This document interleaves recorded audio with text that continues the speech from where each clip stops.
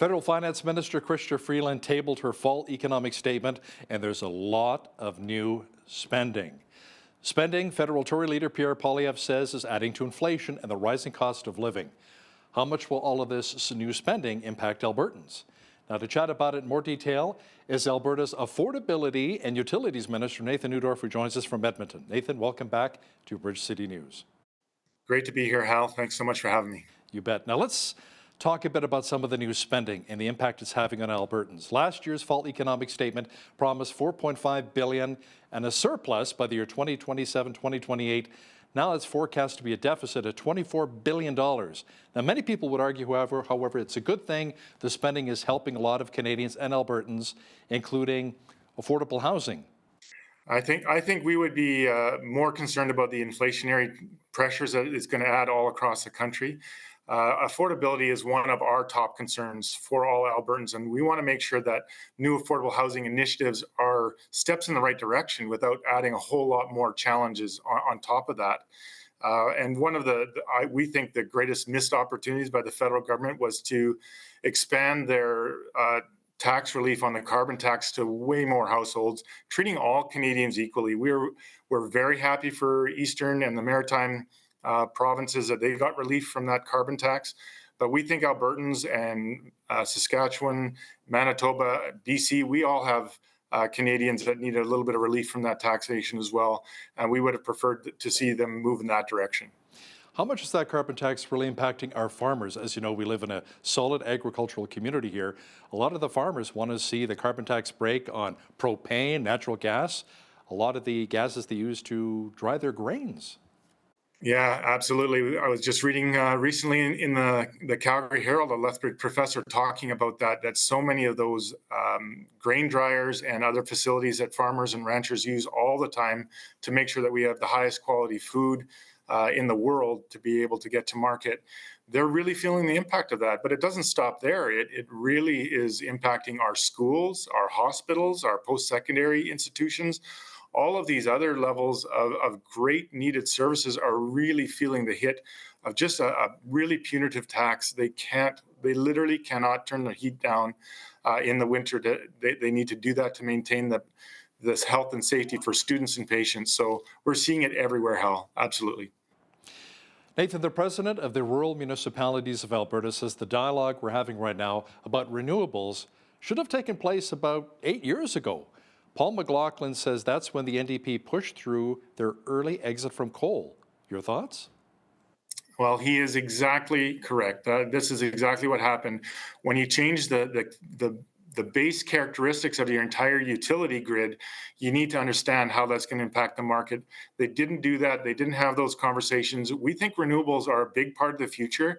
We just need to be able to accommodate their unique characteristics, particularly intermittency, to make sure that we can stabilize the price of electricity for every Albertan.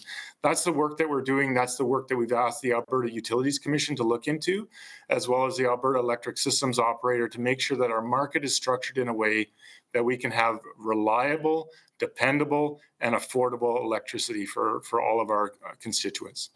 You know, I want to talk to you a bit about that. I mean, with the city of Lethbridge, my electricity rates were through the roof. It was something like 20 cents per kilowatt hour, or it went up to like 30 cents. And I'm like, whoa, I can't afford some of these bills here. So I had to move, and I went to ATCO, and it's about half the price. But the cost of living right now is so high for Albertans, not just electricity, but the natural gas with the carbon tax, impacting so many of us. Absolutely. And that's our number one job in my office in particular, as well as our government, is to make sure that we stabilize and bring that cost down. I'm really thrilled that we have quite a bit of dispatchable electricity coming onto the grid before the end of this year, as well as quite a number coming on throughout the early and midterm of next year. And it's projected that we'll see that regulated rate option price come down below 10 cents a kilowatt hour, which it hasn't seen since before 2020. On top of that, we are hoping to make structural changes within our market and our entire industry so that it stays there. And then we can continue to work on getting the right mix, getting the right balance, making sure that it is stable price and make sure that it continues to be affordable for decades to come. So Nathan, let's talk a bit about wind farms and solar panels. Many people agree that they can be very valuable, not only protecting our environment, but making energy a little more affordable. The province has paused approvals on new renewable electricity generation projects over 1 megawatt until February 29th of next year, I believe. Now, is that still the plan, or could that maybe even be potentially extended? It will absolutely not be extended. It is coming off at the end of February 2024. That is absolute. We are doing a ton of work behind the scenes to make sure that we can be ready for that. And we agree with you. Wind and solar, as well as all other forms of renewable, geothermal, biomass, are incredibly important pieces of going forward. What we need to do is make sure that we have answered the questions in terms of land usage, make sure we've answered the questions on reclamation, and make sure that we're working with the unique characteristics of renewables, their intermittency, to make sure that we have sustainable, dispatchable power when and where we need it. And with that, the conversations that we've had since we implemented the pause, we've actually seen an increase of wind and solar investment interest in the province, showing that the work that we're doing will stabilize investment and create a good marketplace for many, many years to come. You know, a lot of critics, however, when it comes to renewables say, you know what, it's just not reliable enough when it comes to solar and wind. So how do you put some of those fears at ease? Well, we think we can do both. And this isn't just about making sure that we're greening our grid and reducing our carbon footprint. We think that's very important, which is why we are looking at these great new technologies. It's also about firming up that dispatchability and making sure that we have power when we need it, when it's cold and dark in the middle of winter, or when it's really hot in the middle of summer, sometimes with cloud or smoke cover where we're not getting the solar generation that we would like to see, and making sure that we have both and making sure that we have a grid that is robust enough, solid enough, and affordable enough that every Albertan sees the benefit of that while we approach a greener future and a lower carbon footprint. Now, Nathan, you recently joined Public Safety Minister Mike Ellis, Gerald Grovemeyer from the LPS, and Lethbridge Mayor Blaine Hagan in announcing the expansion of a new Safer Communities and Neighbourhood Sheriff's Unit here in our city. How much will this really help to curtail crime here in southwestern Alberta? We think it's going to be really beneficial. It is going to supplement the fantastic work that our Lethbridge Police Service already does. And it's going to move the center for that scan unit from Calgary right into Lethbridge. Because you can imagine having to call them in Calgary and having them gather their team and then come down to do the great work that they do to shut down a drug house or whatever other facilities that their services that they're offering. We're losing 2.5 hours in response time. Having them centered right out of Lethbridge allows for a much quicker response in the entire area, as well as creating more of that dependability so that the Lethbridge Police Service doesn't have to spend as much time in the interim waiting for that response to come and go. And the cooperative nature of those two units is going to be terrific for Lethbridge and Southern Alberta. I'm really proud of our government to come through on a major election platform plank in public safety, and I think everybody in Lethbridge is going to see the benefits of this. You know, maybe, like you said, having a scan unit here will help curtail a lot of the crime. Because people I talk to in various neighborhoods, whether it's the north, the west, the south end, they'll see one drug house shut down, and then 3 houses later, you know, a few days later, you see another one pop up.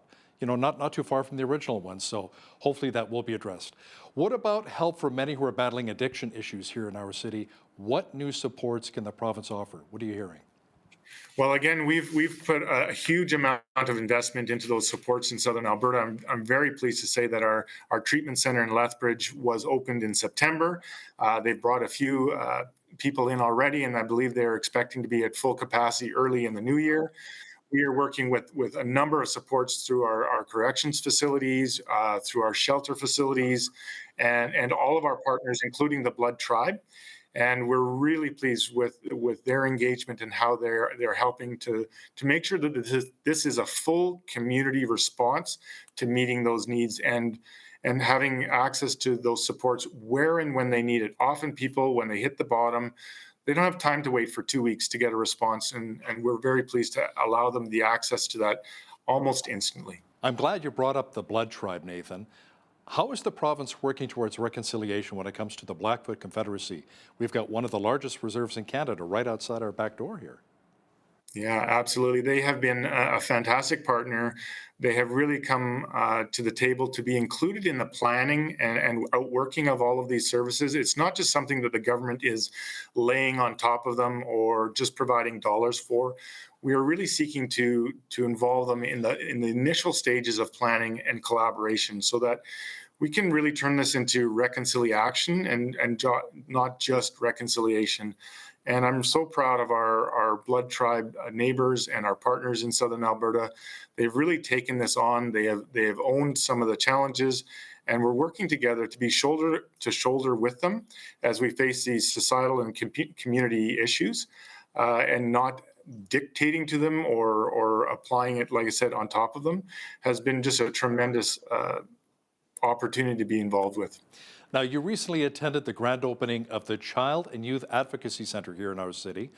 Nathan, how important is this facility, in particular for young people who've been the victims of sexual, emotional, and physical abuse? Unfortunately, Hal, it is extremely important. It's one of the outcomes of the pandemic is that it showed us how prevalent some of these situations are, unfortunately, and how much a service like this can truly help. And I think we would all recognize the fact that the sooner we're able to engage with these young children, as soon as possible after a horrific incident like this, can really drastically and positively change the entire trajectory for the rest of their life. And I think and thank the people at Chinook Sexual Assault Center for their passion for this, their compassion for this, the services that they provide. The technology and state-of-the-art facility is just wonderful. I had the opportunity to tour it. It's very welcoming. It is very safe. It is very private, and allows remote access to courtrooms so that particularly youth and children aren't intimidated by a courtroom. They're able to be in the comfort of a smaller room with their caregivers and loved ones. I think this is just a tremendous service, and I really applaud the Chinook Sexual Assault Center for the work that they've done on this advocacy. Let's talk about Premier Daniel Smith's recent announcement that nurse practitioners will soon be able to open clinics across the province.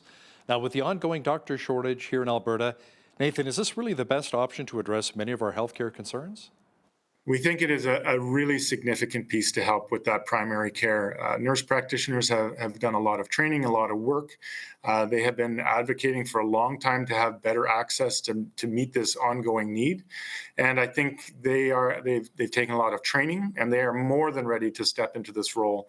So being able to provide them more access to all of those patients who don't necessarily have a family doctor. Now, there are levels of need. Certainly, we understand that. There are different things that you go to emergency for. There's things that you need specialists for. But nurse practitioners can fill a large void for people that just need to see someone and don't want to overwhelm the emergency system. So we thank the nurse practitioners for their tremendous work in this area. And I'm very proud that our government has been able to continue to move this forward to fill a need that so many Albertans face right now.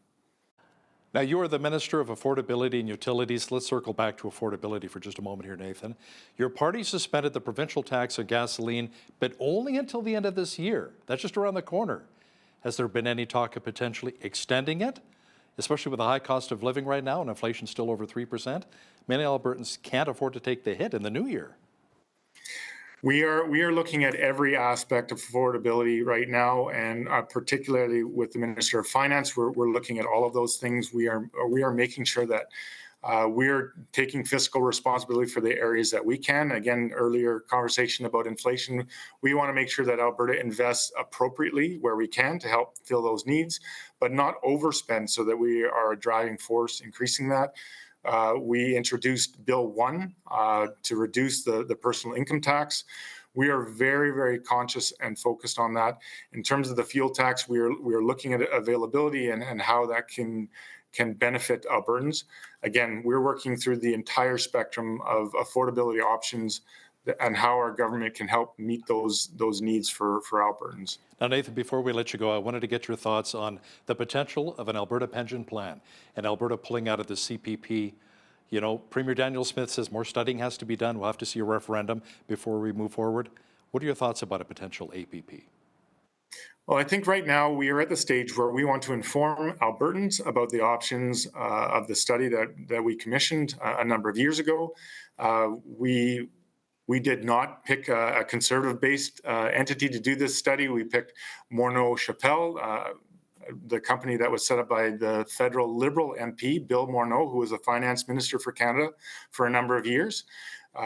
We did our work to show what we think the calculations would be. I know there's criticism of that, but we've asked the federal government to come to the table with what they think those numbers should be. And once we have all that information, again, we want to make sure Albertans have all the information.